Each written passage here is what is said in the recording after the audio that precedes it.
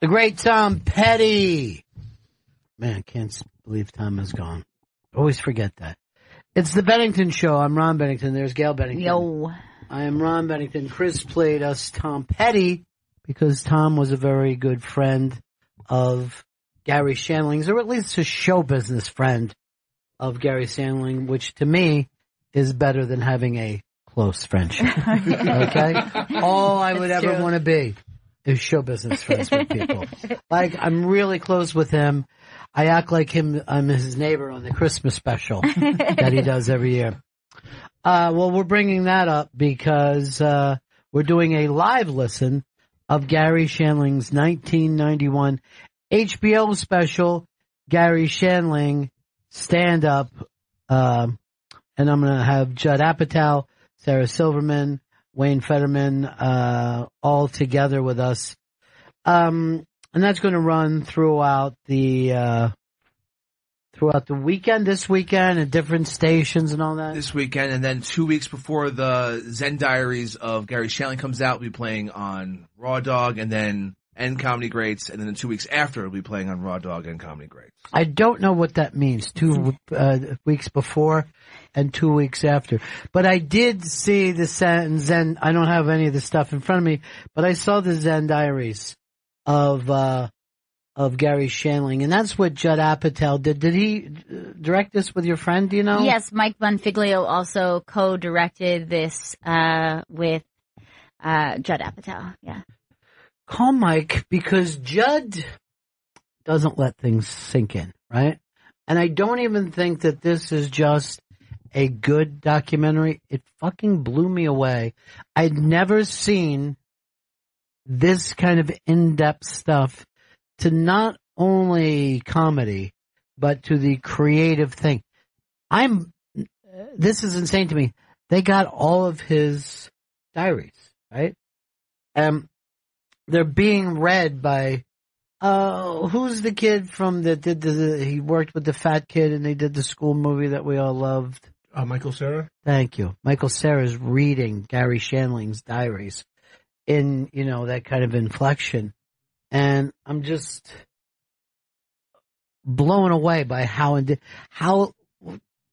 Shandling is just chasing this muse, catching it. She gets away again. I've never been inside an artist's head this way.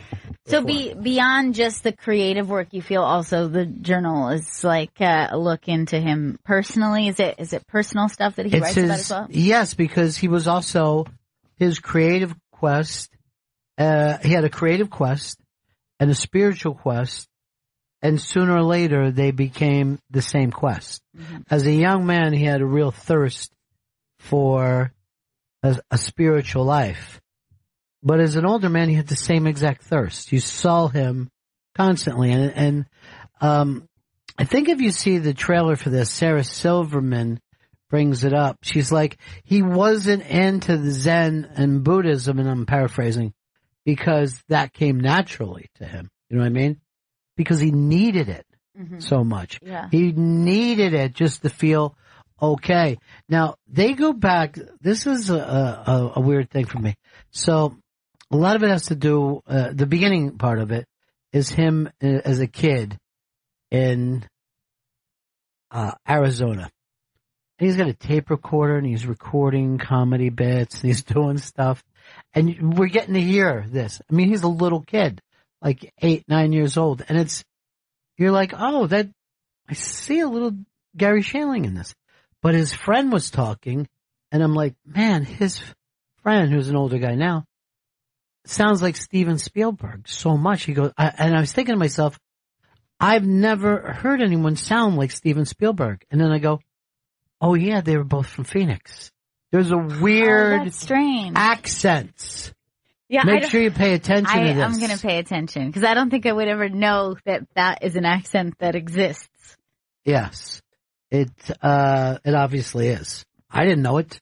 I thought it was just because I always thought Steven Spielberg had a weird cadence. Yeah. I didn't know. It's suburban Phoenix.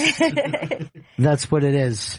When does the Zen Diaries of Garry Shandling Part 1 airs Monday, March 26th. Part 2 airs Tuesday, March 27th, and they'll both be available on HBO Go and HBO Now. 'Cause at a certain point, Wayne Fetterman says, "So Ron, you've seen it. What do you think?" And I explode for it. I'm just crazy about it. And I'm like, I never saw this kind of work done with a comedian before. And he brought up when Peter Bogdanovich did the Tom Petty documentary, which is just incredible. And I very rarely, since I came to satellite radio, do phoners because it's not the best way to do an interview. But I did a phoner with Bogdanovich after seeing that because I'm a giant Petty fan. I'm also a Peter Bogdanovich fan. I like to just sit around and watch The Last Picture Show when I have a couple moments, okay? Does that seem weird to you guys?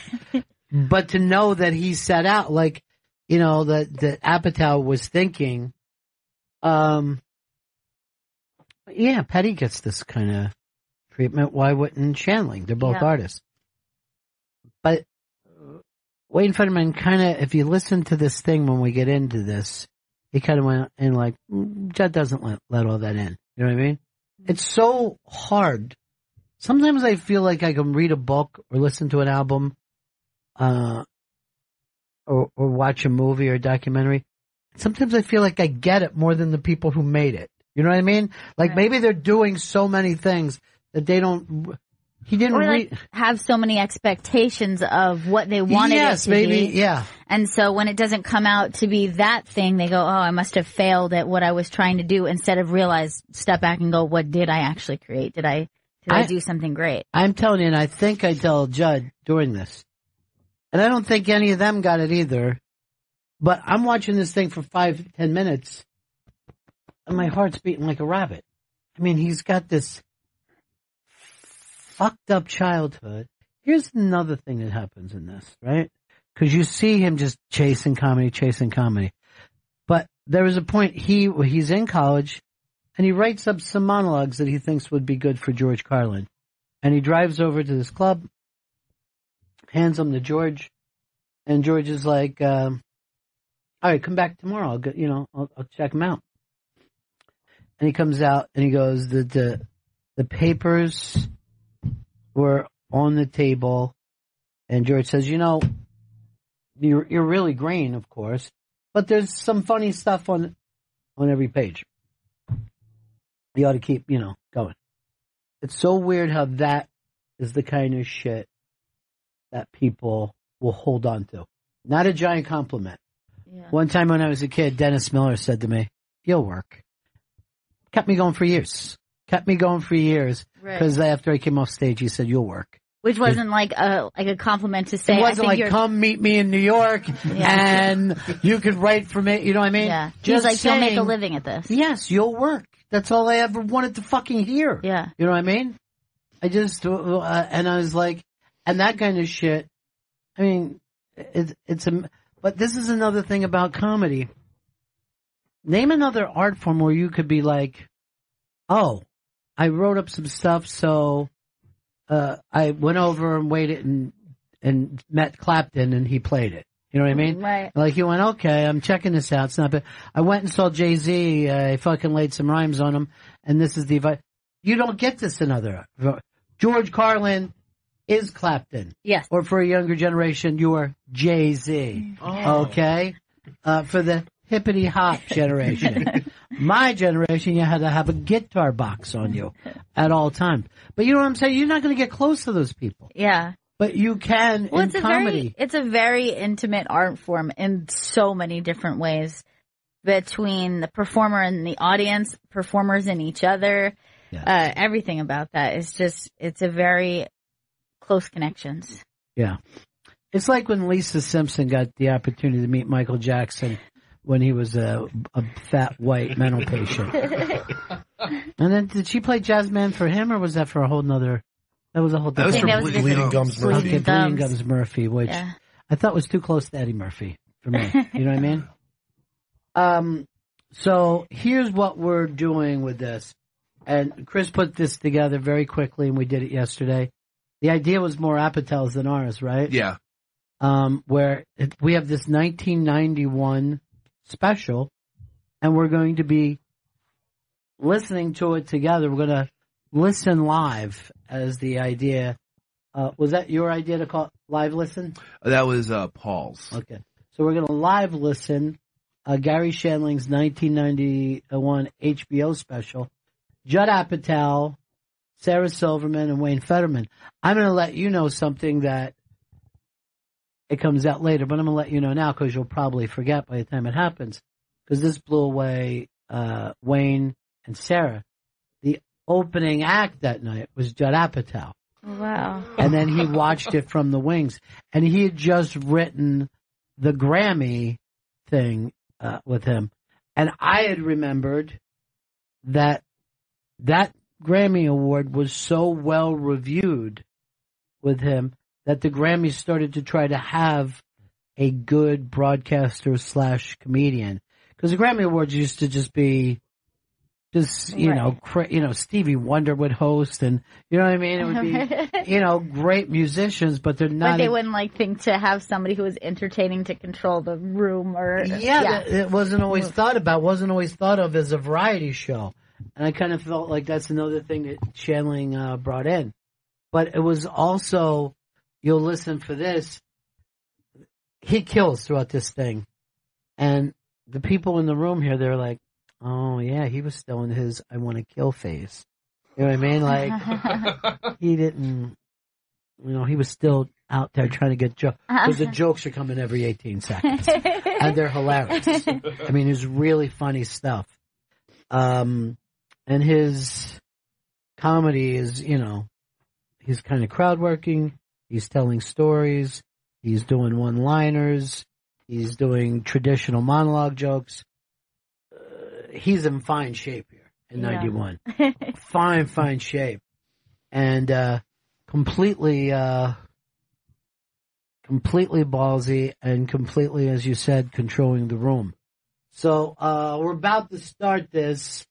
It is a live listen of Garry Shandling's 1991 HBO special, Garry Shandling Stand Up. And the guests on this are two of the producers of the show, Judd Apatow and Wayne Fetterman, and also Sarah Silverman. But let me just take a second just to fill you in case you don't know. These stars, and they're all stars now, that was their guy when they came up.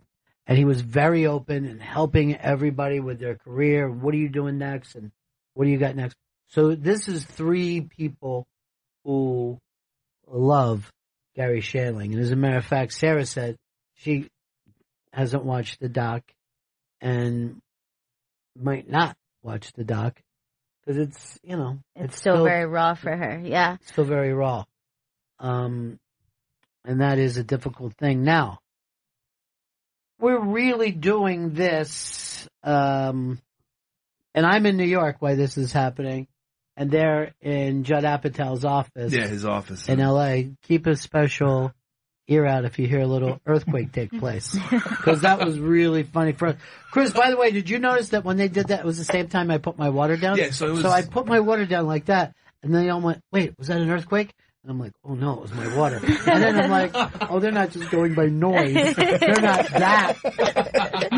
But it's really fun to see people who live in LA are not used to earthquakes either. They still get freaked out. It's really interesting that they all had a little moment.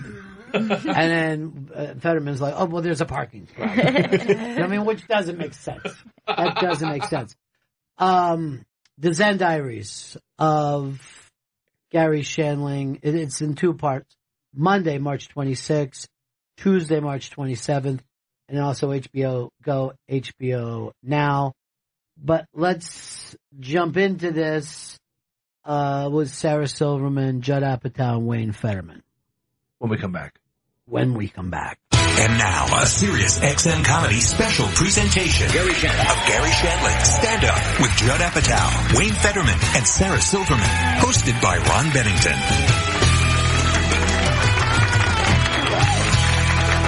Judd Apatow, Sarah Silverman, and Wayne Fetterman are with us, and we will be live listening to Garry Shandling's 1991 HBO special, Garry Shandling Stand Up. Judd, I'll start with you. Where was Gary's head about this, about the time that he did this special?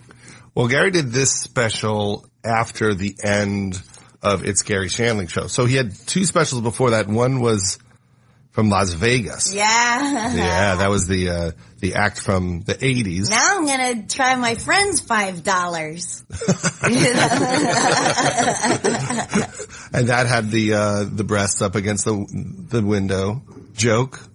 Remember that one? Of course. Are we going to hear that show? I'd like you to say that joke right now. Do you remember it? I don't remember the exact setup, but it was something about the price of the house. And he goes, for that much money, and the realtor was trying to sell him, it's got a great view. He said, for this much money, the view should be breasts pressed up against the window. And so that was his first special. And then he did Judd, when you refer to his jokes and you ask Wayne to do it, you shouldn't refer to it by the punchline, probably. That's true. I did ruin it right there. But sets him up for failure. But then then he did a special which is a parody of the Tonight Show anniversary special. So he did a fake 20th anniversary special of the Garry Shandling It was a pre-echo of the Larry Sanders Show. Yes. Pre-echo. And Jeff Cesario kept getting bumped, right? Isn't that exactly. And then bumped again on the Larry Sanders Show. And so this was the evolution of his act because now he wasn't just doing funny one-liners. He was telling long stories. He tells this very long story about meeting the president, and he has another long story about how he found his dog. So it really is Garry at the top of his game. To me, it really is a perfect special.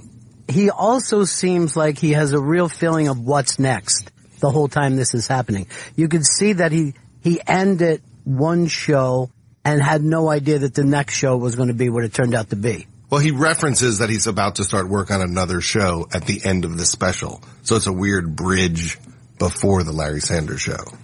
Yeah, I found that incredibly interesting, too. You know, in the Zen Diaries of Garry Shandling, you have you as a kid asking him to describe his comedy. As you went through this, did you ever really figure out how to describe his comedy? Great question. Yeah, I'm not great at describing comedy. Wayne, can you describe comedy? Of course, that's what I'm known for. Yes. Comedy descriptors. Yeah, he developed as a comedian. Back to you, Judd. Oh, man. Wayne, you're great at breaking things down. Sarah, how do jokes work? Well, what I think is amazing about this special is he starts with an improv line right off the top. You know, he kind of gets a half heckle. He goes into stories. He does one-liners. He ends up doing crowd work with the Q&A. I mean, in terms of style, he's all over the place in this. Yeah, he's really found a way to tell stories for the first time. And I think in his act, previous to this, he wasn't honest. His jokes were, about dating. He was like a swinging singles pre-AIDS comic. And then with this, he told the truth for the first time, I think. But I think I don't think he ever liked... I think he was always, well, maybe you would know better than me, but I mean, I think he was always honest in that it irked him if someone told a joke about their cat and they didn't have a cat. Yeah, he always wanted to be truthful. Although I do remember, in the special, he talks about how he used to do a lot of jokes about his dad, and then his mom got mad at him and said, "Why don't you make jokes about me?" And that she was jealous. She was trying to, she said she was trying to also control his act.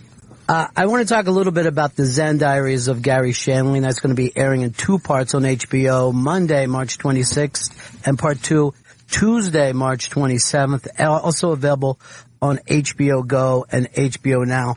And I have to say, I've never seen a documentary about a comedian like this. It goes really, really deep. And it reminds me of the kind of work that they did, like maybe about the Beatles or Scorsese did about the Stones. But you never see somebody look at a comedic life this way. I just thought that Garry deserved the same treatment that Bob Dylan would get. Right. And I also like that Tom Petty documentary by Peter Bogdanovich was an inspiration. And I started editing it, and then I called the head of HBO and I said, I don't think it's going to be 2 hours. And he said, what do you think? I said, probably like Dylan, like 4. And he gulped. And because he's a great man, Richard Plepler at HBO, he just said, well, just make it the best way it can be made. Whatever it takes to do it properly, do it, and then we'll talk about it. But I'm sure he thought, there's a chance we'll get it back down to 2 hours. But I thought, there's no way to really explore a man's life in 2 hours. A lot of times you see documentaries and they'll spend 30 seconds on something that they should spend 10 minutes on. And so in this we're able to do that. We spend 40 minutes just on the Larry Sanders Show. Well, it also starts off about his childhood, which is normally the worst part of anybody's documentary or bio. And I swear to God, 10, 15 minutes in this, my heart was beating like a rabbit because I had no idea of the stuff that he went through when he was a kid. You didn't know he was Jewish? No idea whatsoever. Okay. And it was really horrifying. Disconcerting, yeah. Yeah. Did he ever talk about it with you, Sarah? About his brother? About his brother and his childhood in great detail? He did. I mean, I knew that he had a brother that they moved to Arizona for him for the air. Because he had cystic fibrosis, his older brother. That when he died, it was like he never existed again. He had no closure from it. It wasn't a time where people knew about closure, but also his parents weren't, probably, I think they handled it the best way that they could with what they've been given. Yeah, for 1960. That's what you would do. You would soldier on and never talk about it. And my parents lost a son. Their friends went into the house ahead of them and erased any sign of him, thinking they were doing the right thing. Yeah. So that was the time. But I did know that and that it changed the course of his life, certainly. It's incredible how that starts. But I've noticed a few documentaries have started with people's childhood, and you think that's the worst part of documentaries? It's the best part of documentaries. That's what I love. Well, a lot of times you'll see people, it's the same exact childhood because we all grew up in the suburbs around the same time. Mm-hmm. But this thing that Garry carried, you really found out right away his kind of rosebud. That thing that stayed with him the rest of his life. And that was something that he never really shared with the audience. For all the honesty in his comedy, that wasn't on stage with him. Well, Judd, read all of these diaries, and so would you say that was his deepest wound, or? Well, I think it was a moment that informed him because at a key moment in his life, he wanted people to be there for him and to be present and to love him and tell him things were going to be okay. And when his brother died, because they were just soldiering on, they didn't want to talk about it, and he was left carrying it, and that led to different sensitivities. But I also think it led to a search for truth, and so in his work, he was all about honesty, and I think it's because maybe he felt like his house wasn't the most honest place. I think so many comics have abandonment issues, or not just comedians, but a lot of artists, or, a parent leaves, or some substantial part of the family leaves, and it leaves them with abandonment issues. But for Garry, it was a brother, it was another him, so it was like, to suddenly have that disappear was so embedded in him. And I think at the memorial, and I'm guessing in the Zen diaries, which I know I'm still very closed off when it comes to Garry and don't want to see, but Gavin DeBecker was so articulate about it Well, also, if you think about it, Garry is spelled with 2 R's, and his brother's name was Barry with 2 R's. So I always wonder if they changed it. Oh. Is there 2 R's on the birth certificate? Like, how did that happen? That's how connected they were Barry and Garry. Barry was older. Yes. Yeah, that's so weird because you never see Garry with 2 R's, but it was just like they did it because Barry has 2 R's. Yeah. That is so interesting, Judd. Sorry, go on. Sarah, you brought up it's still tough for you to go back and even look at some of this or even think about it, huh? I'm very closed off about it.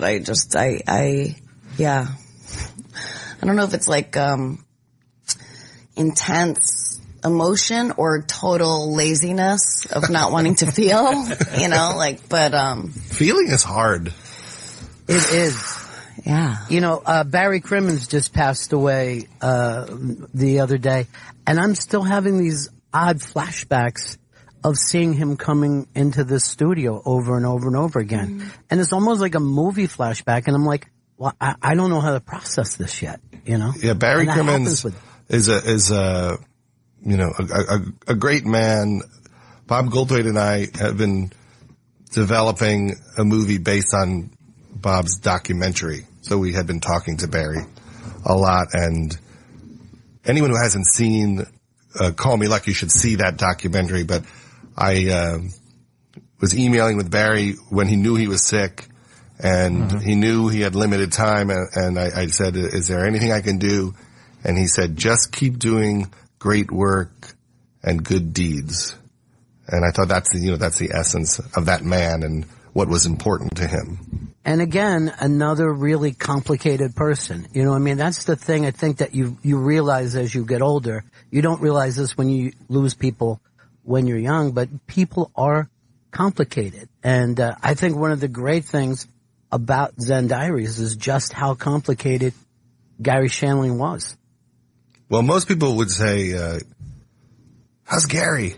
What's going on with Garry? Did you see Garry? What was that about? What's he going through? What's happening? And part of making the documentary was to try to figure that out. Like, what was happening? And because he left behind diaries, we know exactly what he was thinking in all those periods where we didn't know what he was thinking. Right. Or that he just kind of disappeared for a while. And where is he? Yeah, he would just go to Hawaii. And the thing that I found most inspiring about reading all of his diaries was he was always a mentor to so many of us.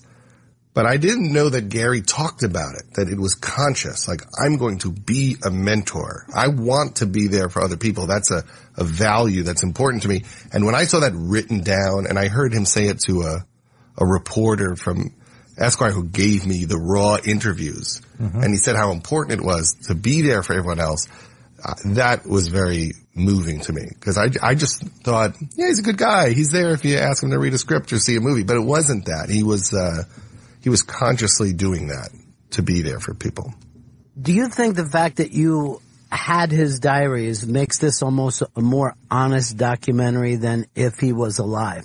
You know what I mean? Like, you're in real time with some of the stress that he felt in his life, particularly about his work. Well, I don't know if Garry ever would have been this honest with the world in life, because he also did have an ego. He was conscious of what people thought of him, and he was also tortured about that fact. He hated that he cared what people thought about him. And that's part of what the movie is about. The Larry Sanders Show was mocking the fact that Garry had an ego. So Garry was saying, isn't it stupid that he watches his own show when he gets home? But that's what Garry would do. And I think he was satirizing the part of himself that he was trying to evolve out of. Well, I was thinking about that because when Jay Leno is on, Jay is fairly guarded. You know, oh, it was good times. We did this. You know, you don't really get his inner thoughts because he's alive and conscious that he's on camera. You know, and I think that's the thing about Zen Diaries that's just so amazing is that it's unbelievably raw. What was interesting about Leno was he was very honest about himself with me when we talked about Garry, and some of it isn't in the documentary because it's about Jay. But what he said to me was that when he was a kid, he had dyslexia, and the teacher or the principal recommended to his family that he not go to school anymore and not go to college, that maybe he should go to a trade school or something like that. And so when he got the Tonight Show, he said he wasn't neurotic like Garry because he couldn't believe he had the job. He couldn't believe that it all worked out and that he got this fantastic job and that he appreciated it so much that it was, you know, just this, like it was a triumph for him. So he was coming at it from a completely different direction than Garry, who saw it as this constant challenge to reinvent it and make it better every day, and it could never be good enough. And if it wasn't good enough, he would feel so bad. And I thought the difference between their looks at it was so interesting. And that reminds me of, I found myself at a table with Lorne Michaels and Martin Short, and Lorne Michaels said, the problem with Marty is he thinks everything has to be perfect when the truth is it just has to be good. And I think that is the difference. Yeah. And that's what Leno says. He's like, I like the idea that I work hard all day, and at 4:30 they say pencils down. And I did the best I could, and it's very workmanlike. But to Garry, it was a living hell. Like, to stop writing, to just do the show, to know a show maybe wasn't that great that night. He literally couldn't tolerate it. I remember when he got offered the 12:30 slot, which became Conan's slot, and he just said to me, can you imagine writing a desk piece every day? And this is the idea that he couldn't make it incredible every day was unbearable to him. And he also, I think, didn't think he had the energy to do it. You were around when he was thinking about that. Yeah. He wanted to, obviously, I mean, we talk about it a lot in the documentary, he was just tortured. I felt like he was sort of tortured by that he wanted it so good and to be, I think it comes from his engineering background of constantly trying to fix it. And when you were working on Larry Sanders' show, I'm pointing to Judd, that he was always rewriting other people's jokes all the time. So I think it was always a science project for him in a way of like creating this comedy and then trying to find another formula to take it to another level. That's the way I saw it.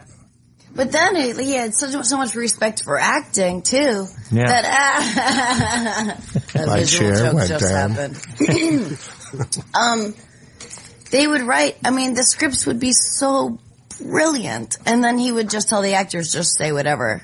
Yes. To make it, because he wanted it to be natural so badly, at even the expense of like these brilliant words put to paper, Well, he was lucky. He found a very inspiring acting teacher that I think really opened up his whole experience of being on stage or trying not to be on stage. Or, if I'm not mistaken, the whole point of the exercise was to, whatever the reality was in the moment, that was the reality. And that any artifice took away from that. Am I correct about that? Yeah, and it's fascinating that in the early 80s, in his journals, he's talking about if he prepares well enough, when he sits with Johnny for the first time and he asks him a question, he has to trust that if he lets go completely, something funny will come to him. And it was very much like Zen and the art of archery to Garry, to just let go. And he uses this phrase in his diary, he was trying to have a simultaneous performance and non-performance. Oh, wow. Yeah. Well, let's live listen some of Garry Shandling's 1991 HBO special. This is Garry Shandling stand-up. The live listen of Garry Shandling's 1991 HBO special, Garry Shandling stand-up. We're talking with Judd Apatow, Sarah Silverman, and Wayne Fetterman. He just came out just firing right from the beginning of this special. Yeah. I love hearing him laugh, in anticipation of what he's going to say. And it's usually not wildly charming when comics do that, but it's so organic and real, and when he does it, it's very... Yeah, he talked a lot about wanting to have a good time on stage. Like, that was important to him, that he was enjoying himself, and that if he was genuinely enjoying himself, not faking it, that would, be his relationship with the audience, that they would all be enjoying it together. Now, Judd, you wrote on this Grammy Award show he talks about, right? Whoa. I did. I was telling them before that I was very proud of one or two jokes. One joke I had on that I did write was there was some country star with very big mutton chop sideburns, and the joke that I gave Garry was, I've never seen anything like that before, and I'm a Trekkie.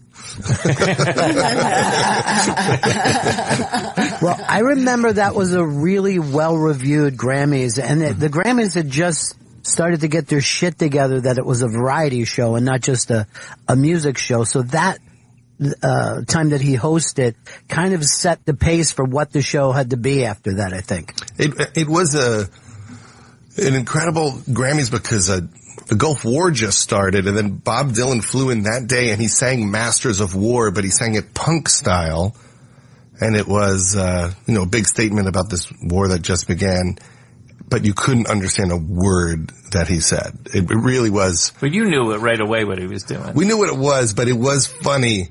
It was funny that it was just indecipherable every word. It was like a parody of an indecipherable Bob Dylan performance, which is what made it so awesome and incredible. And also on that show, Bono gave the Lifetime Achievement Award to Sinatra. Right. And gave this incredible speech. And then Sinatra came out. And halfway through his speech, he just looked kind of lost. And he said, I wanted to sing for you guys tonight. They wouldn't let me sing for you.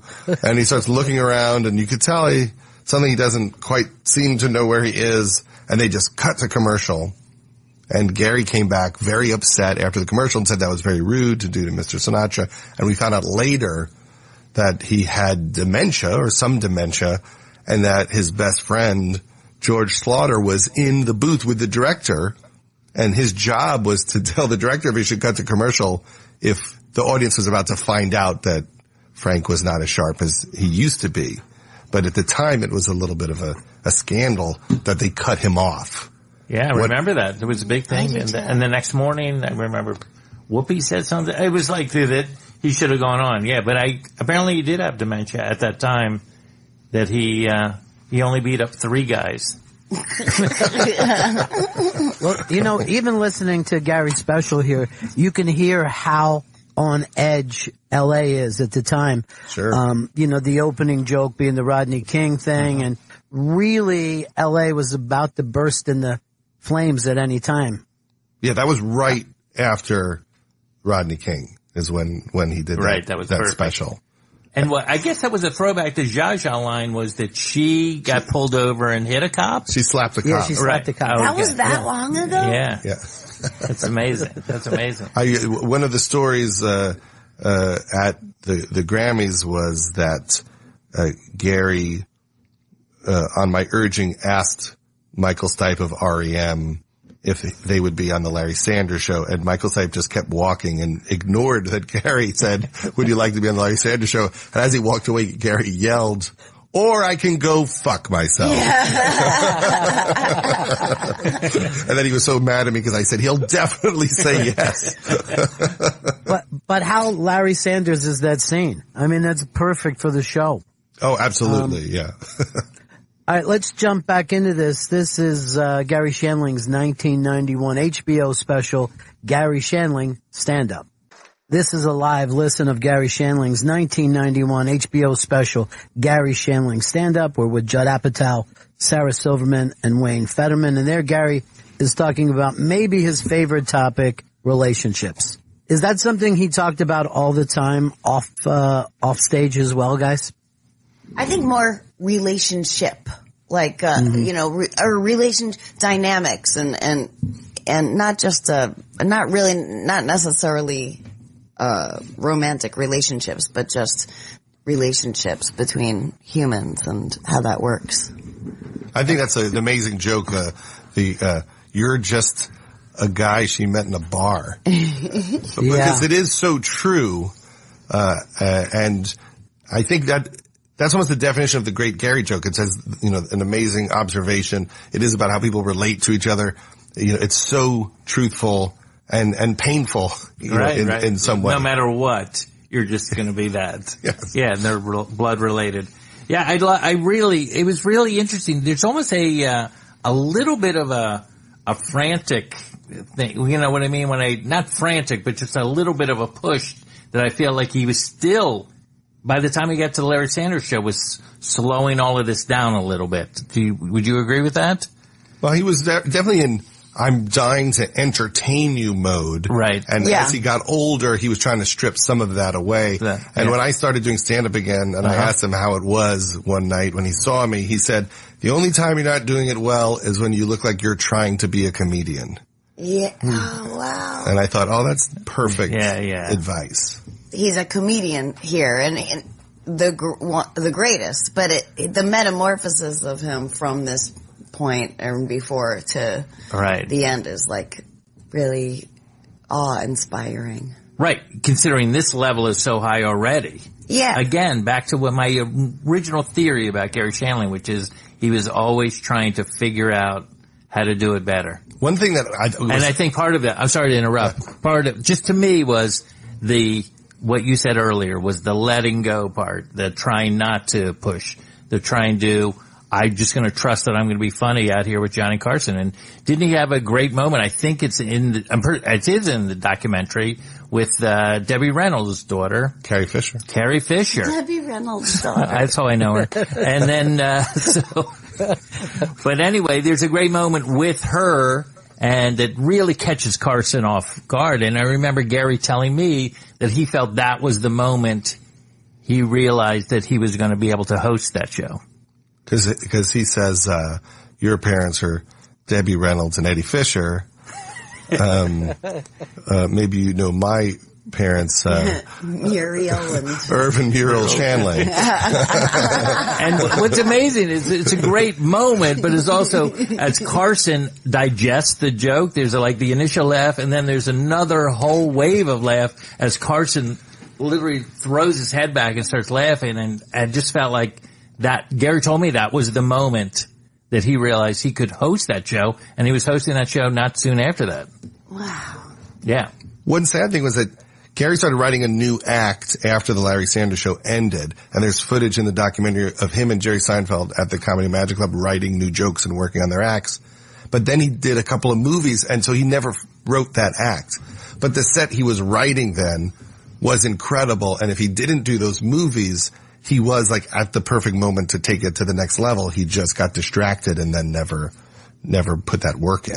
Here's the thing in Zen Diaries I think that would be just completely amazing to comedy fans in general, is that Mitzi Shore was very tough on him in the early days and was kind of talking him out of doing stand-up. How did he feel about Mitzi? At one point he calls her an asshole in a letter to his mom, but how did he actually feel about her over the years? I don't think Sarah saw that, but we found a letter from Garry to his mom when he first started doing stand-up, and he's so mad at Mitzi Shore, who doesn't think he's funny.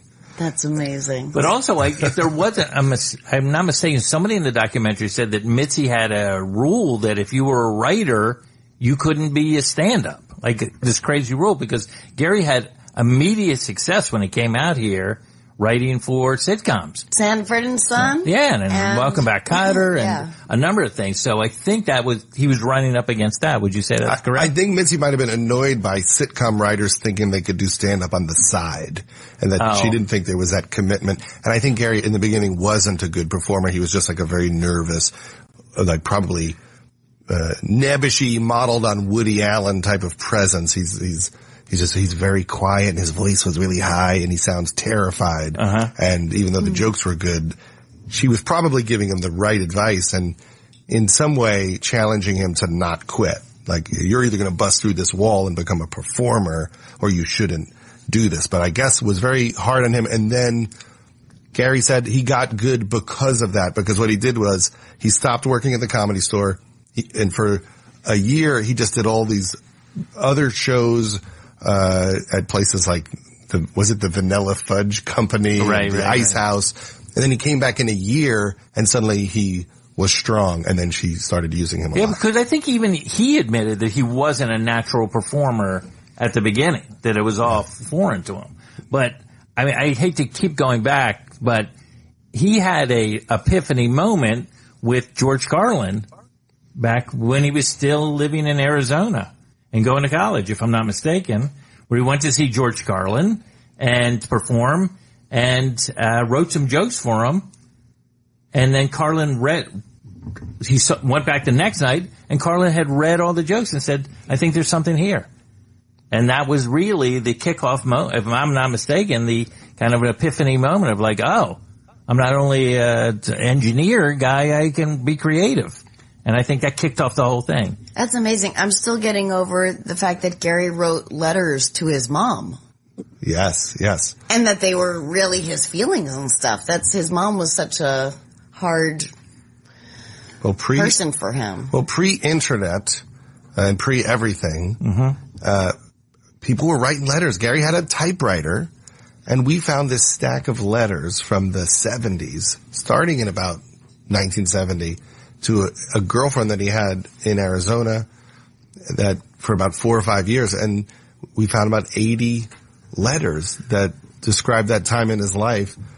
And he was also writing letters to his mom. I think that that girlfriend passed away and the family gave all the letters back. Yeah, I was going to say, did he not send them? Yeah. How did you have them? Triplicate. He was into triplicate. But I think they gave them back to him. And so after college, Garry came to LA, got a job at a Japanese advertising agency. And that's where he worked while he was writing spec sitcom scripts to try to get a job on a sitcom. And eventually he got hired to write an episode of Sanford and Son, and I love the premise of it. They go camping. Isn't one that they open a Chinese restaurant? I'm sure. Yeah, it's all Jews writing for Red Fox. Bringing back my Jews. Famous story. Judd, what had him turn over all this stuff to you? Why would he even do this personal stuff that he had for years? Well, it was turned over to me by, his estate and his cousin Michael, and his lawyer, Bill Isaacson. And, we went through, everything, in his home as part of, dealing with, his estate and where everything was supposed to go.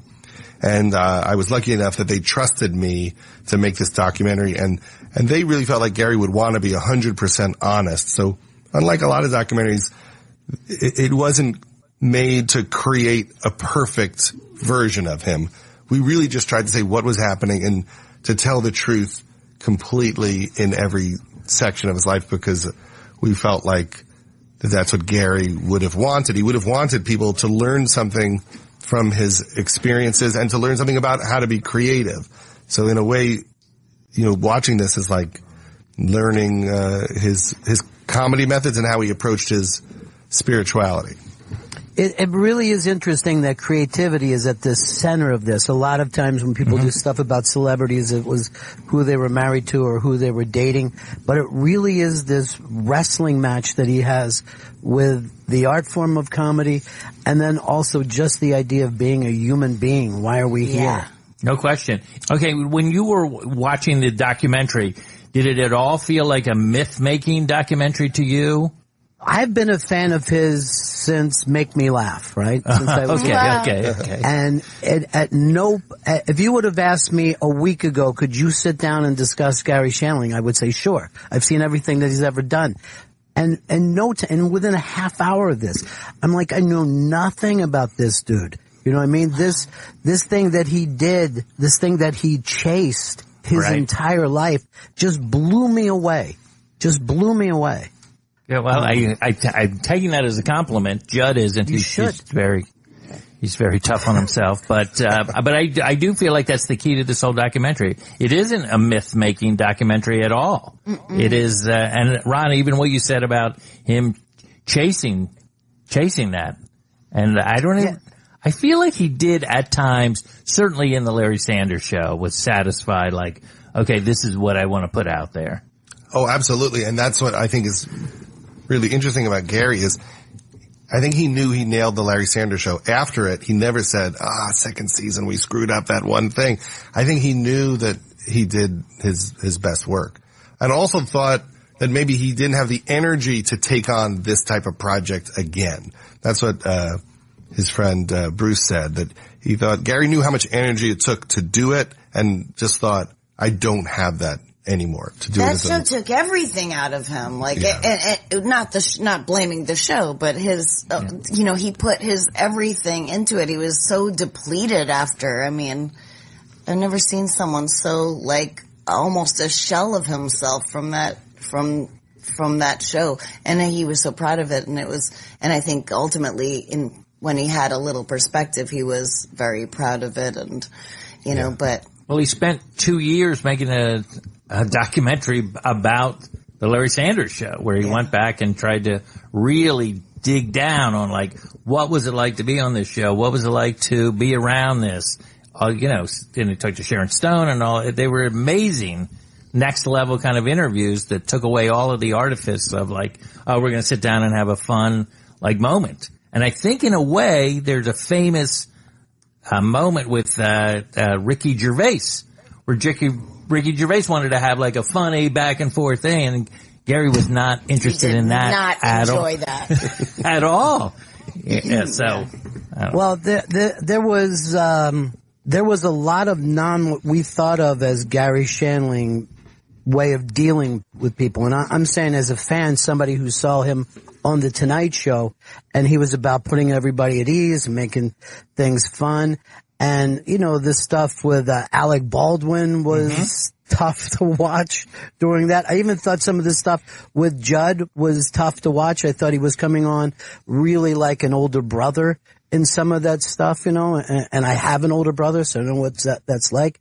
But I think that the way that he laid that out there is what he was always looking for next, right?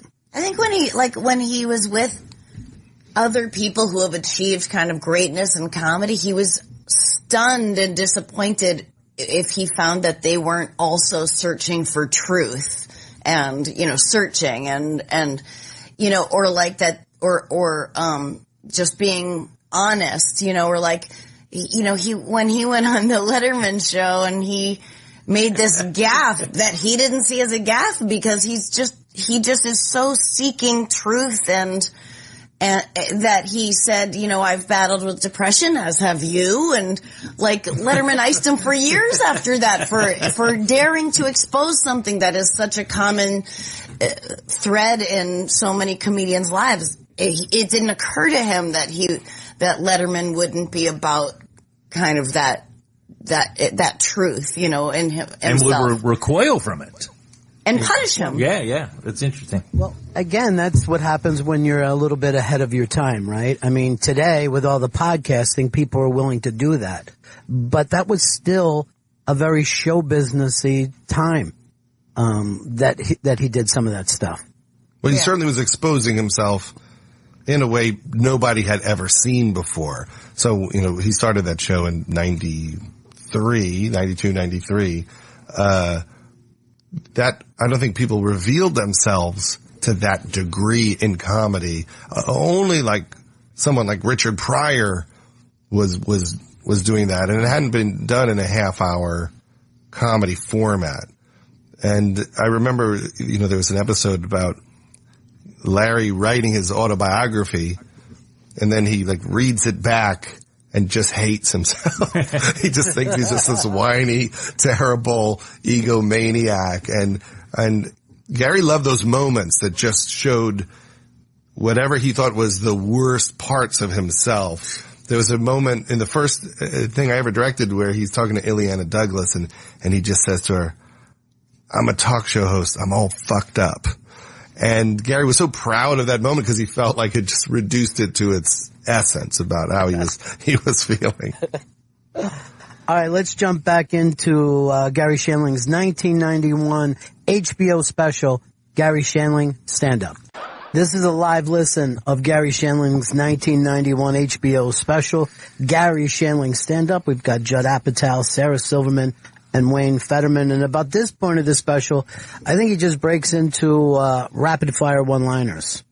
But it is all about women and relationships. It makes me think of I know I keep going back to the Vegas special, but when he calls down and he goes, I don't remember what he said, but it was just like, you know, I just need a woman. If you can send up a woman, I don't care what she looks like. I just don't want to be alone dial 7 to dial out, or what is it? Dial 7 for an outside line? Oh, sorry. I just ruined that joke, but it was something. A big part of Zen Diaries is the fact that he was writing almost nonstop and changing jokes almost nonstop. And all of you, to some degree, have said that he was a mentor to you when it came to writing. How did that all come about? Well, I think Judd can speak to this, first of all, because he was mentoring Judd before either of us, correct? Yeah. What's weird is I remember that I warmed up the crowd for this special. Wow. Where was this done? It was shot at UC Irvine. Oh, okay. At a theater at UC Irvine. It looks like it's shot on film, too, when you rewatch it. Is it with the big red curtain behind Yeah. it? Yeah. And I met Garry and we were writing jokes for the Grammys, which was, you know, you're being mentored, but you don't realize you're being mentored, but also he's bringing you around other people. So then we're writing jokes for the Grammys with Nealon, and then we're doing a session with Dennis Miller, who was so funny writing Grammys jokes. Well, you told me something, sorry to interrupt, but that you submitted all these Grammy jokes to him, like pages of it, right? Yes. And that he rewrote everyone. Is that true? Well, he took all my setups and then wrote better punchlines. And I always thought that he just liked the fact that I knew what was happening in music, could shape where the joke might be, and then he would write Was the that joke. disconcerting? Was that inspiring? No, I was so happy that I was any part helpful in any way. Yeah. Oh, that's I great. didn't, although I always remember the one or two I got in. I remember I had a joke about the Northridge earthquake and how it was so scary that David Crosby ate all his earthquake food in the first 15 minutes. But then when we did the Ben Stiller show, Garry did the pilot, and I really felt like that's what got us picked up, was that Garry and Roseanne and Tom did the pilot, and it made us look like cool people would do the show. And then he did another episode of the show, and Janine was on the show, and he loved her so much that he put her on the Larry Sanders show. So she was doing both shows at the same time. And then when Stiller got canceled, Garry said, "Do you want to work at the Larry Sanders show? You'll learn a lot." And he didn't say, "You'll be really helpful to me." Right. He looked at it like, "Oh my God, you're going to learn so much being here. It's going to be good for you." And then... And what was your strategy, just like as a young, like, writer, kid, comedian yourself? I thought I got offered another job, which was writing for this animated show, The Critic, that Al Jean and Mike Reese from The Simpsons created. So 2 days a week I worked for Garry, and 2 days a week I worked for Mike and Al. And so I was getting this amazing education in you know, the comedy of something the style of The Simpsons, and then Garry's very grounded comedy. And I just thought, I'm going to try to make his life easier every day if there's a way to do it. So if we're pitching jokes, I'm going to be really trying to give him a lot to choose from. I always thought that the show was impossible to shoot. He was shooting 17 pages a day. So it made no sense. Now that we're in the era of single camera television, we all realize how to do it.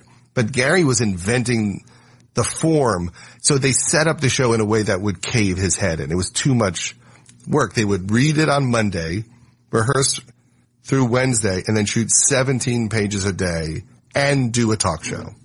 So Garry was always out of gas, and people would say, "Can you read next week's script?" And he's like, "I have to learn I have 17 pages to learn of the script to act it." So it was built to cave him in. Insane. Yeah, it's so crazy. And so a lot of people were like, "Gary's so hard to work with," and Garry would say, "You have no idea what I do." And he was very frustrated that people thought he was a pain in the ass and not Hercules for pulling it off at all. Right. If I'm not mistaken, he talked to even Seinfeld about that later on, that when he would complain about it, the people felt like he was just whining. Yes. But when Jerry talked about it, it was like, oh, he's making a very valid point. Meanwhile, I mean, obviously Seinfeld's like an incredible show, but it's like a 3-camera show is just like nothing compared to a single camera, the work of a single camera show. I mean... Yeah, it was. Jerry was all over the writing and every part of it, obviously, but just in terms of like a shooting schedule. Just the process was right.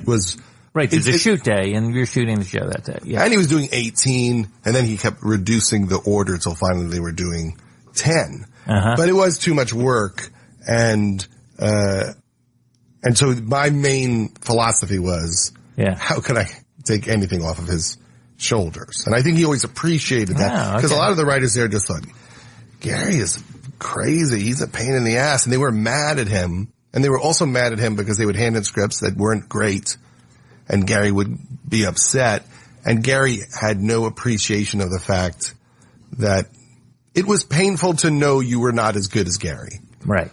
That he didn't. It was hard to get to that level below Garry, and that Garry didn't appreciate that. And then he wasn't seeing it as this is someone doing the best they can. It felt like betrayal to him. Yes, he was so mad. And there were a few people who wrote the show really well that he would lean on, but then there were a lot of people who came in and out of the show.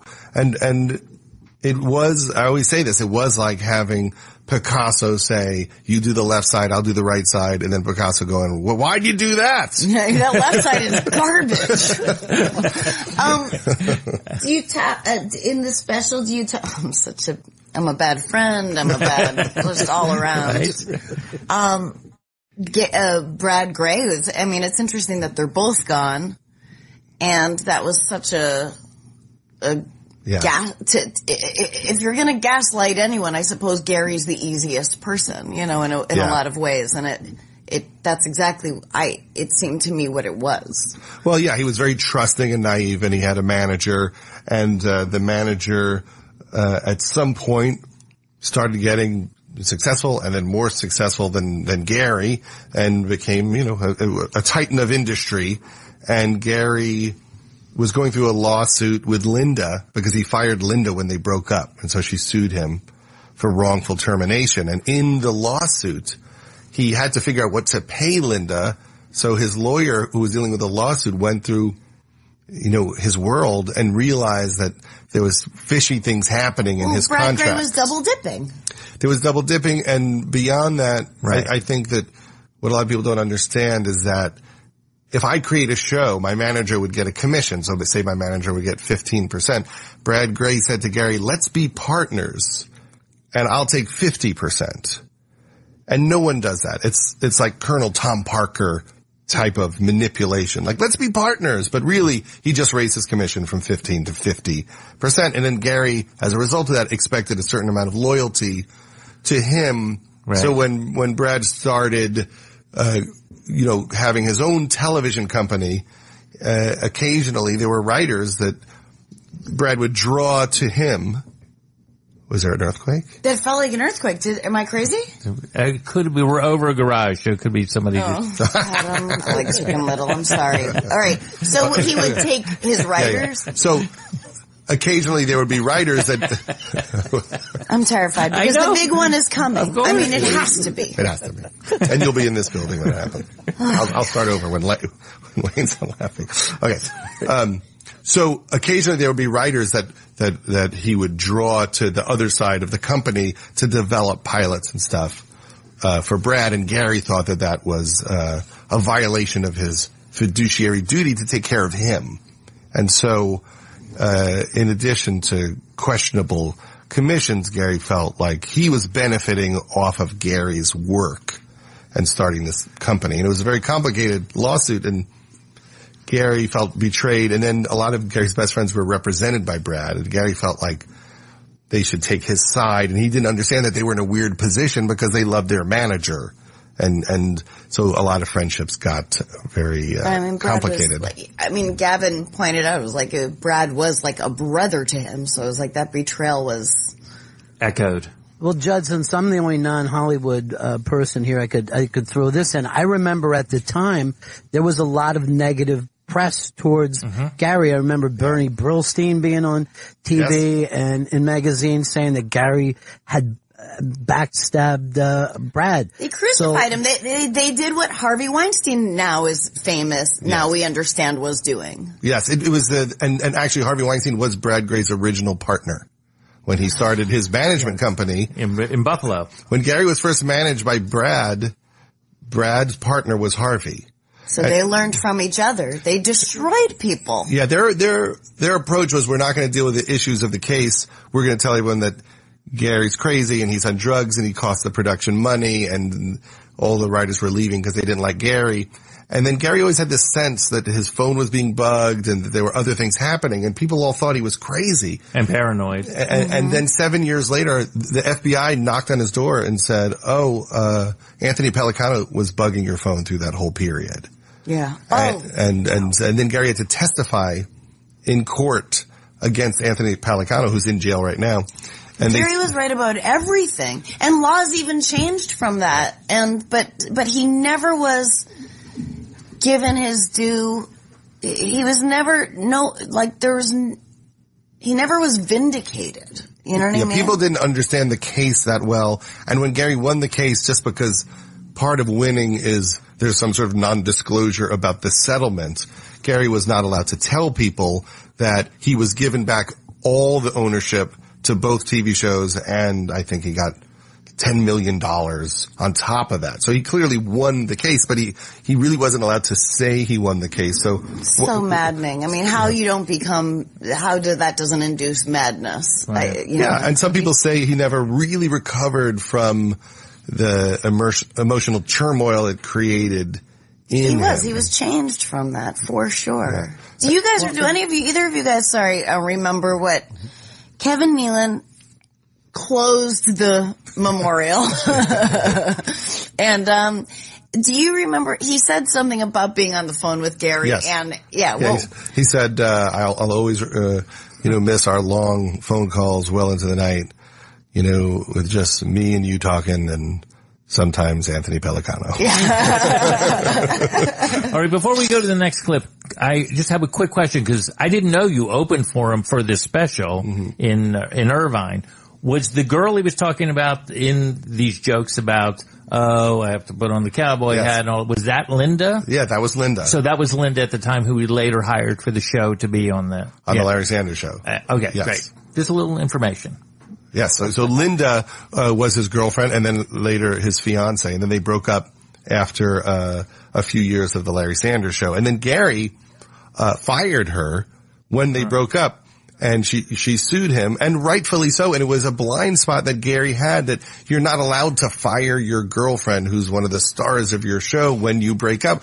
But also, she was around during the development of the show, and I always felt like Garry found a way, to minimize the contributions that she made, because Linda was and is hilarious. And that's the person he was talking to all day long. Wow. And, Garry, I'm sure, was running, he created it with Dennis Klein, and he's running his ideas, and she was hysterical and a great sounding board and a part of it. So I'm sure she felt like, no, you didn't do me a favor. I'm an actress. I did a great job on the show, and you're not allowed to do this. And Garry ultimately apologized, and he paid her money and had to settle the case out. But yeah, it was another era. And I really loved her from the memorial, and from what you said about her, but also from when she spoke. Well, it's also it's part of the documentary, is that she really wanted him to settle down, and he had a real sense that he didn't want to settle down. And in addition to whatever issues they had in their relationship, he certainly was someone that liked his privacy, liked his independence, didn't want to be told what to do. She always felt like he was a bit of a monk also, that was some aspect of his personality. Well, he makes this joke earlier about I have to instead of I do if I ever get married. And he ultimately never got married. Yes. But you assume that was at the time, because he was engaged to Lynn. I mean, you were there at the time. Yeah. Well, how close were they to getting married? That was one of those things that was very hard to know, because I spent a lot of time alone with them. I used to go to their house and just watch TV for hours and eat dinner with them for years. And they were really funny together. They seemed very happy, but combative in a way that was enjoyable. But yes, Garry would, complain, and I wasn't privy to what the real issues of the relationship were. And I'm sure they're all, very natural, and the kinds that we all have. But after that, it felt more and more like that wasn't Gary's highest priority, to get married and have kids. And then it seemed like, he on some level, he must have made a choice that it wasn't like, I gotta do that. It was more like, should I do that? Would I be happy if I did that? What did you think, Sarah? I understand it. I feel like marriage is something where to do it right, your life is no longer totally your own. And I think I understand wanting to have a life that is totally your own. It was certainly not a selfish thing. He was so, he was so generous with everything he had learned. So many of us, certainly the three of us, learned lessons that he had to learn a harder way, because he was so generous with those things, Yeah.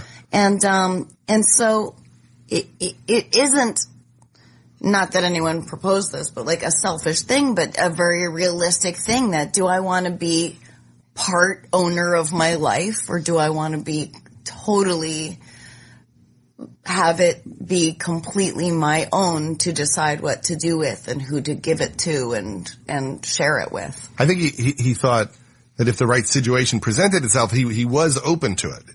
But what that situation would be, I think, would have to be, I just felt like, I didn't know, but it just seemed like this is when he was talking a lot about marriage in his act. They were living together, correct? Mm-hmm. And then and all his jokes are about getting out. Yeah, even that. Yeah. And how it's stale. So imagine being his girlfriend and your boyfriend's writing all these, the sexist, stale jokes. I mean, was she at this taping? I would assume that she was. I don't remember specifically, but I assume so. I do notice that my friends who are married have to steal these kind of freedoms, you know, in order to have their own space. Yes. You know, well, Louis always had the best joke about that, which was, when you're married with kids, the best moment of the day is when you get out of the car and you have to walk around the car to the other side to get your kid out of their baby seat. That's your break. I'm sure I've worded it. You're talking about Louis Nye, right? Exactly. Okay. Coming up, more of the live listen of Garry Shandling's 1991 HBO special, Garry Shandling Stand-Up, with Judd Apatow, Sarah Silverman, and Wayne Fetterman. This is a live listen of Garry Shandling's 1991 HBO special, Garry Shandling Stand-Up. I'm Ron Bennington, and joining me are Judd Apatow, Sarah Silverman, and Wayne Fetterman. What a storyteller, huh, guys? Well, yeah, it's an amazing turn, because he is the segment before was just a one joke machine going, and then all of a sudden switches gear to this long form style effortlessly and gets just as big as laughs doing this style as he did with his, killer one-liner jokes. Sarah, do you have a preference of the kind of material that Garry would do? Well, I love his one-liners, and I loved, he had jokes that were just kind of for basketball or for at the house, I'm not even sure what we told on stage. But, I mean, there was a whole run of, asshole jokes for a few years that were just, I would just cry laughing. But, I love the craft of his jokey jokes, but I love the journey of his longer pieces and his getting closer to being in the moment, which is kind of shorter stuff too. There was the shorter one-liners of him starting out and being brilliant that way, but then there's the short moments that are really in the moment things, and then there are long stories that are just very on this quest for truth. Judd, you brought up that the fact that this was his last special that he did, you're kind of brokenhearted that you didn't see him put this material together for one more special. I mean, he would have played perfectly into this Netflix age that we're in. Absolutely. It really was sad, because when I was watching this raw tapes of his stand-up from 2009, they were really amazing. There was just amazing stuff. And then there was also a period around 1999 or 2000 where he was doing a lot of stand-up, and he just had the beginning of some great runs. There was a joke he had where he said, when I was born, I had postpartum. I thought that was funny. And you would see he would play with jokes like that, because on another notepad I just saw that he wrote, I was born in hospice. And he would do that. You would see it in the notebooks. He would set up a premise in the notebook, and it would be, in my house I have a hospital bed. And then he would write every possible joke. This way, I've got guardrails so we don't fall out. This way, we can be sedated at any time. This way, the nurse is available to help if we need help. And he would just write every joke of it and then slowly pick one. The other one that he had a run of jokes on was he said, I have a mirror above and below my bed, so it looks like I'm having sex with 140 women. And that turned into, I have a mirror above my head, which says objects in mirror are larger than they appear. And then he also used something about he used like dollhouse furniture in his bedroom so he would look bigger. It's so funny. I'm looking at the notebook. Jen showed me. It just gave me an old notebook of Gary's, and I see just the line I already. If I got a date with, and then it just says I already shaved my legs, and that became I shave one leg, right? I shave one leg, so I always feel like I'm sleeping with a woman. Yeah. In Zen Diaries of Garry Shandling, Judd, you actually make the case that he's kind of the beginning of modern comedy. How do you put that all together? Well, I think that in terms of television comedy and a certain type of very honest exploration of the human condition, he was, one of the first people to attempt that on television. You have to remember that in the early, 1990s, almost all comedy was in front of an audience. So even single camera shows were very rare. The only shows around at that time, it was like Dream On, right, and then maybe the Wonder Years at some point in the 90s, but there wasn't a lot of half-hour single camera shows. In the 70s, they had MASH was a single camera show, but even that used a laugh track. No laugh track in the OR. Of course. And I think that Garry that was a Larry Gelbart impression, but my classic Larry Gelbart impression. I think Garry was more influenced by Woody Allen and Patty Chayefsky. There was a lot happening in television in the 80s with LA Law and Hill Street Blues. There was a show that Gary Trudeau made for HBO where they followed a fictional candidate running for president. Do you remember that show? Yeah, sure. Tanner, which is behind the scenes of a presidential election. And also there was the movie King of Comedy. Yes. Came out in 83. So he had a lot of influences, but I think he really found a way to put it all together. And then, a lot of these single camera shows build off of this style that Garry had. So when I watch even shows like Fleabag or Catastrophe, in addition to the ones you think of like 30 Rock and the Office, they all feel like they're built on this documentary style that Garry had. Well, Aaron Sorkin said he got the walking down the hallway shot from watching Larry Sanders. And David Shea said he saw the Larry Sanders show, and it made him realize what was now possible to do on TV, and it inspired him when he was developing The Sopranos. He said he thought, we're allowed to do this now? And I think that's the type of effect that he had. I had a terrible agent years ago who ended up getting arrested for various things. But anyway, he was James Gandolfini's agent, and I remember him having a meeting with him. He said, I just saw a pilot my client did called The Sopranos. It's terrible. But the thing about Garry is he would take things that existed, like a talk show, or with his first show, that was kind of the George Burns, Gracie Allen, like behind the scenes thing, and then explored it in ways that could never have imagined.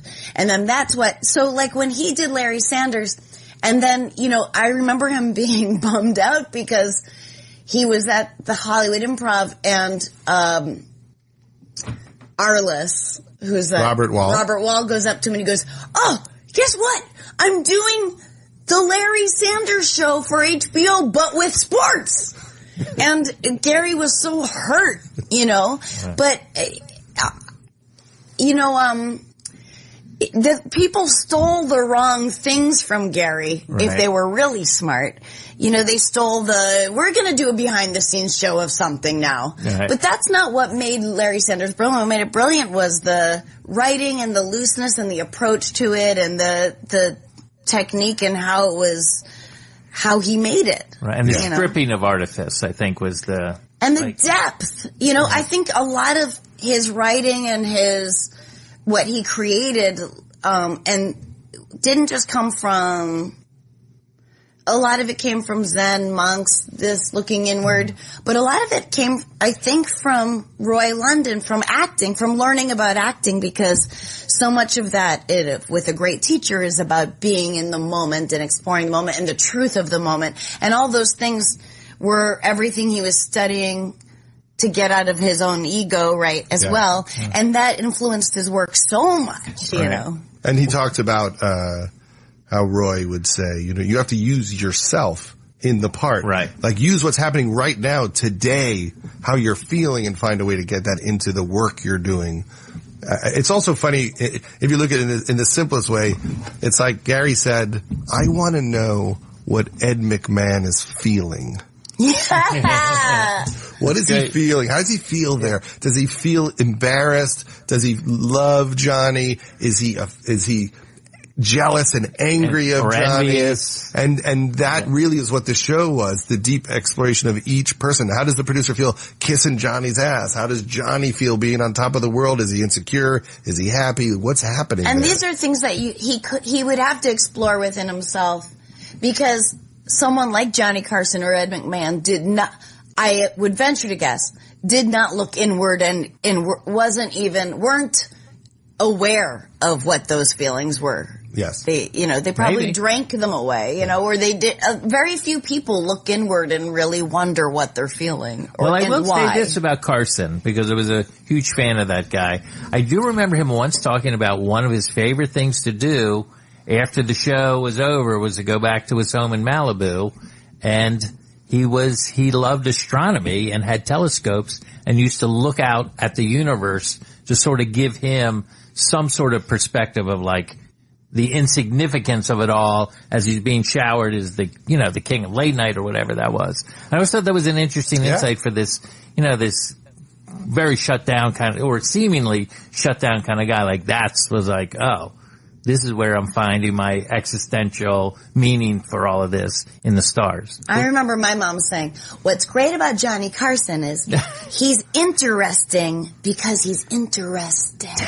I always thought about that. But also Garry had Larry Sanders want to run away, that Larry Sanders felt a pull to get out of show business. So there was an end of a season where he moves to Montana because he's trying to be a normal person. He knows how sick it is, but ultimately he can't help but get lured back into it. Can I ask you a question, Judd? Because early in this, and Ron, I don't know if you remember seeing this, but early on when he decides to become a stand-up comedian, it's not just in search of laughs, which was most, I don't want to speak of everyone, which was certainly my impetus for getting into it, but was also a search for himself. Yes. Like a way to, this would be a great way to find himself. Do you think he, through stand-up, was able to achieve that? Here's the thing, who else does that? That's always a painter or a novelist, but it's very rarely a stand-up. Well, it's like it's like a novelist who says, I'm writing a novel to figure out why I'm writing the novel. And I think that, it's hard to know exactly what Garry thought his journey was. But what I found really interesting was Garry had a life-threatening operation. And in his diaries, he's preparing to die. He is saying, I may not survive. And you see what was going on in his mind. And what was going on in his mind was, he said, if I live 3 weeks, be grateful. If I live 3 years, be grateful. And he just wrote about forgive your mom, forgive Brad Gray. That's where his head was at. It was about love and forgiveness and appreciation. And in his private moments when no one was around, that's what he kept saying to himself. Now, he may have had another voice in a wide-eyed panic, but he had that higher voice, which was, speaking in a way about non-attachment and letting go. And I think he showed great courage when he thought, I may not make it through this operation. I was so upset when I found out he had been in the hospital for 3 weeks. I was so upset and angry and panicked. And I just remember reaching out and just saying, who is your who's your emergency contact? Like, if it's, who is it? You know, I needed to know. And he said, it's Bruce. And the day he died, I remember I called Bruce. He was at the hospital with them, but I needed to know. I was so upset that I didn't know anything, you know? Yeah, it was, he told me after. I didn't know about any of it till he had gone through it, and I don't know if that is some remnant of how his family handled things, but I heard that when he got in a car accident when he was 27 and he almost died and he had a near-death experience, that he didn't let anyone visit him in the hospital. And I don't know what that instinct was to be alone. But he did say to me, that when he was in the hospital, you know, he's heavily medicated. He had pancreatitis and he had this operation. And he said no one was around. He goes, there was no one around. I didn't have anyone helping me with the doctors and making decisions. And I'm really on morphine. And he said it was the first time he realized, oh, I'm alone. And I know, you know, a bunch of our friends, Alex was there and Chris Henchy, he said was really there for him at that time. But that's the first time I felt regret from him that in that space, there, you know, he didn't have family around or somebody around him. Yeah, it's hard to call people, but I mean, it's so upsetting because it's, you know, I would, you know, any one of us would want to be there and be keeping track of, you know, whatever need to be kept track of and be his. You need an advocate when you're in the hospital like that. Oh, yeah. Because they make mistakes. Yeah. They make big ones. This is a live listen of Garry Shandling's 1991. Here's some more of his act. HBO special, Garry Shandling Stand Up. This is a live listen of Garry Shandling's 1991 HBO special, Garry Shandling Stand Up, Judd Apatow, Sarah Silverman, Wayne Fetterman. Thank you guys so much for being a part of this today. It's pretty amazing. Well, it was a pleasure to do it, and I hope people get a chance to see the documentary. It's on HBO March 26th and 27th, and then it'll be on HBO Go and all their streaming services. And I hope that the documentary says everything Garry would want it to say. You know, we always felt like we wanted another project out of Garry, and in my head, I try to think that this is it, that Garry would want you to know what his journey was, and that you could learn something from it, and take something from it, and that is why it's so honest. I mean, no special could have possibly been made with more love and admiration and care for what was important to him, and so Judd, what was the hardest part of this? Because you read all of these diaries, all of these books. You were obviously, you had a kind of a brother relationship with him. Would you say that? And father. Yeah. I mean, I was always surprised. I mean, again, the special we just listened to, you were, I assume, in the wings watching that special. Yeah, I was always surprised Garry wanted to hang out with me on some level, and I thought, he's trying to prove that you can be the parent that he wished his parents were. Does that make sense? That he was trying to be just pure love, pure giving, and that it's possible. And he did that for other people. So as much as, you know, there was a brotherly and fatherly aspect, I think he had that with a bunch of other people, over the years. So I got married and I had kids, and then he had similar relationships with other people that were very giving, and the whole community. And the hardest part about it, when I was reading through all of his diaries, was it felt like living his life.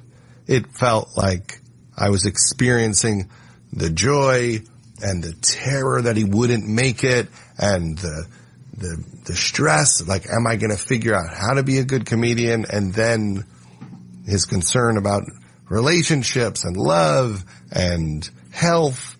And then he had this awful experience with Mike Nichols trying to make this movie that he wrote. Yeah, and then his lawsuit. So if you could imagine all the psychic energy of being in his head fully, but over a compressed period of time, not over 60-something years, but reading it over a few months, but feeling all of his feelings, that was a very intense but ultimately beautiful experience. And when he died, I thought, Garry would like me to learn something from this.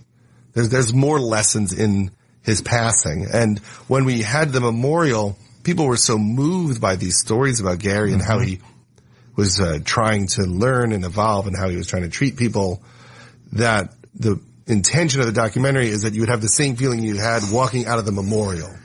It was incredible. And that afterwards you would just be nicer to people. Really, ultimately, if you watch this documentary and you're just nicer to your friends and your family and strangers because Garry reminded you that's what we're supposed to do, get out of our own heads and reach out and connect and love other people, then that's really the purpose beyond comedy and show business of this film. I was like, we were feeling sad about Garry with Sacha Baron Cohen, and he said, well, who's going to be our Garry now? And I said, we have to be the Garry. Yeah. And I mean, you've really become the Garry for a lot of people, Judd, And that's the best that we can all do is kind of like be the Garry we want to see, I guess, that. No, but also like right. In that, it is right. I'm also someone who is childless and unwed and I feel like because I can relate to this, I think he felt like part of why you have kids is you want to have that joy and that naches. Did I say that right? And plotzing over this person. And I feel that with young comedians, like beaming with joy or that their success feels like my own, like where I find myself smiling in the car and I can't remember why. And then I go, oh yeah, so-and-so got this job or whatever. Right. That you can have that kind of joy that fatherhood or motherhood might bring with just young comedians and people and I think he felt that. I think he got that from that. I hope. The Zen Diaries of Garry Shandling airs in two parts on HBO. Part 1 airs Monday, March 26th. Part 2 airs Tuesday, March 27th. I've watched this twice, and the only thing that I wish is I would have saw this when I was like 17 years old because it had a very Jack Kerouac on the road meaning for me. I thought it was just amazing, and I want to congratulate you guys for that. Well, thank you very much. Thank you so much for being with us. Judd Apatow, Sarah Silverman, Wayne Fetterman. This has been Live Listen on Garry Shandling's 1991 HBO special, Garry Shandling Stand Up.